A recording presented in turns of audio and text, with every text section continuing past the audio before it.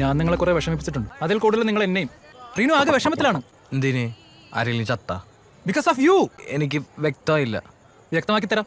ഞങ്ങളുടെ net bank team ഒരു family പോലെയായിരുന്നു. Now it's like a dysfunctional family. എല്ലാം വളരെ ശാന്തമായിരുന്നു. ശ്രാവണിയുടെ വെഡിങ് വരെ.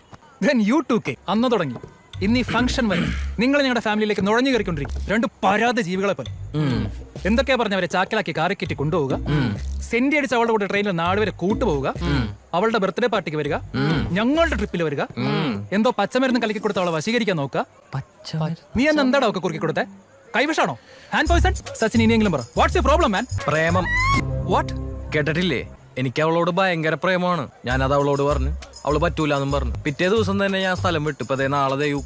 അല്ല സാറ് ഇതൊന്നും അറിഞ്ഞില്ല. അപ്പൊ അതിനിടയ്ക്ക് നീ അവളെ പ്രപ്പോസും ചെയ്തോ? പിന്നല്ലാണ്ട് നിന്റെ പോലെ ബെസ്റ്റ് കളിച്ച് പുറകെ നടക്കണോ?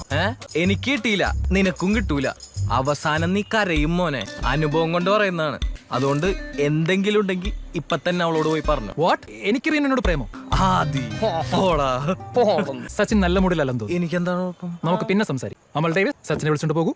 അത് ശരി. മര്യാദക്കവിടെ മനസ്സമാധാനമായിട്ട് വെള്ളടിച്ചോണ്ടിരുന്ന ഞങ്ങളിവിടെ വിളിച്ചു വരുത്തിയിട്ട് നീ സംസാരിച്ചിട്ട് പോയാ മതി. അമലെ കൂൾഡാ.